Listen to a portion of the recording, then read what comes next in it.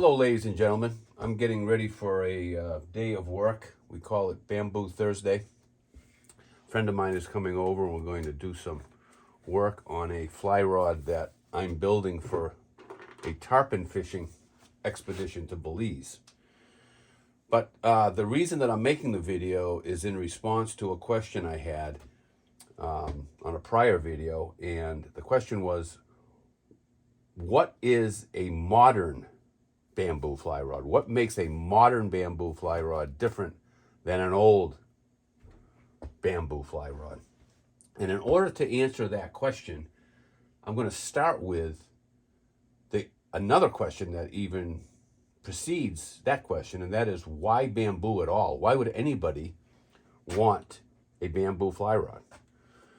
And if it's okay with you, I'm actually going to do a little bit of work here as I'm going along, just so I can make use of the time.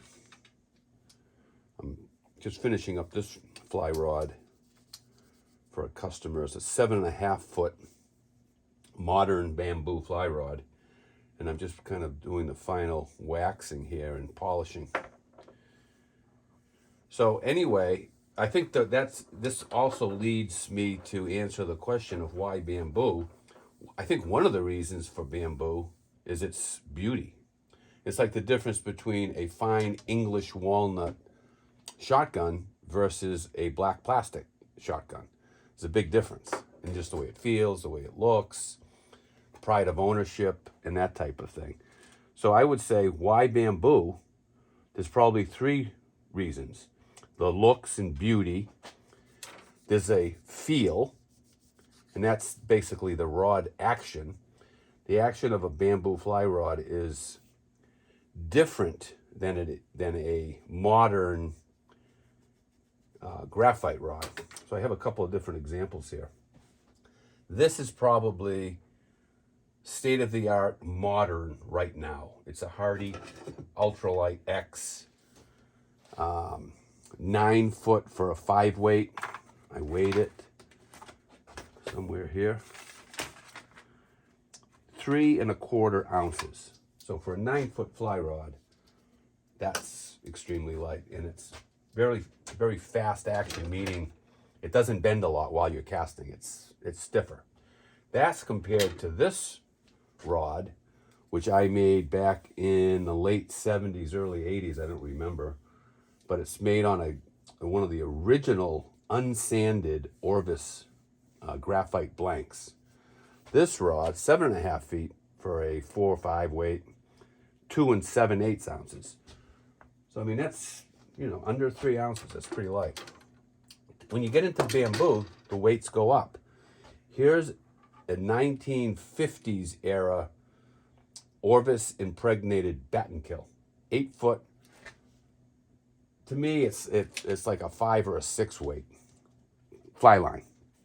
The weight of this rod is 4¼ so it's an ounce, full ounce heavier than this 9 foot graphite Hardy.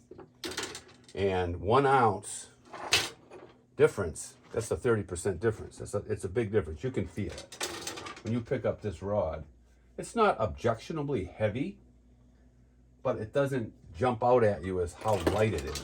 When you pick up this Hardy, it's like, whoa. Very light, snappy. And it's a matter of, that's the feel of the action. In my mind, bamboo fly rods should be, or in my preference, I like the smaller, lighter versions. Like this one that I'm working on right now, 7.5 foot, 3-piece. I would consider this modern bamboo, and I'm going to get to that, why. But this only weighs 2.5 ounces, 7.5 foot, 5 weight. Sometimes I'll use a 4 weight, depending. If I'm throwing a long line, I go to 4, only because it loads up more when you have a lot of line out. But bringing that even one step farther is, this is a Jim Payne Banty, which is a 4 foot, 4-inch fly rod, bamboo, 2-piece, and it is so light and delicate, and yet you can tell, look at how it's it's not, it doesn't have this like whippy bend to it. It's snappy. Weight on that, 1.5 ounces. So this is under 2 ounces. Now that's cool. But of course you have a much shorter length. So you have to be a little bit more skillful in casting. And that would be the third reason. So beauty or looks, number 1. Feel, number 2. And 3, the third reason for bamboo, in my opinion, is it's a challenge. In other words, if you've been fishing a long time and you've caught a lot of fish, big fish, small fish, all kinds of fish, you kind of get to the point where getting a lot of fish isn't your number 1 priority anymore. It's like enjoying the day, being on the river, experiencing what you're experiencing. And then you start to get into the challenge. So what I did is when I started, I had Atlantic salmon fishing anyways. I was using an 8-foot fiberglass rod to begin with. And then when graphite came out, I had to have a graphite rod. But those were all big rods. They were big salmon rods, 9 foot for 9 weight, 9x9s. That was pretty much the standard fly rod for the people that I fished with, Atlantic salmon fishing. But, after doing that for many, many years and catching hundreds and hundreds of Atlantic salmon, it was like, all right, now I want to challenge myself. So I went to shorter and shorter rods. This rod is 7.5, 4.5 weight. I gave one of these to my father, same exact rod, on Father's Day one year, way back. And he hooked and landed it was a 10 or 12 pound, very silver, active Atlantic salmon. Now that's a challenge. You're trying to fight a big fish on a small rod, and it takes a higher level of skill. So I went down and even went smaller than that. I started fishing 6-foot fly rods and landing fish. And then I said, all right, now what's the next step? Bamboo. So this little Payne 4-footer, 4 foot 4 inches, is going to be a rod that I will try to catch an Atlantic salmon on this coming season. Last season in the fall, I landed a 12-pound fish on a 6-foot fly rod, 6-foot bamboo. So it's for the challenge. So beauty, feel, challenge. Now, let's say that you're saying to yourself, that makes sense, I want one. Now, what do you buy? Where do you buy it? That's where we get into the idea of the modern bamboo. So you have a couple of choices with bamboo. You can buy old, and you can buy some fly rods in yard sales or wherever, used for very little money. Or you can buy something that's more rare and buy a famous maker like this Payne. It's going to cost you a lot of money, or a lot more money. Or third choice is you hire or you buy a rod from a modern day bamboo fly rod maker.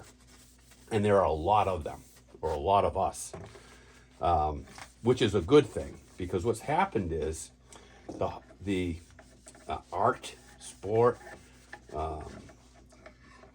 craftsmanship, and so forth has increased dramatically because people have begun really sharing their ideas. Because, to be honest, there isn't a lot of money to be made in making bamboo rods and selling them.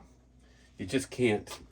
The amount of time that goes into a fly rod like this, 50, 60 hours, and then if you start doing some really fancy embellishing, it goes up, it could be 100 hours.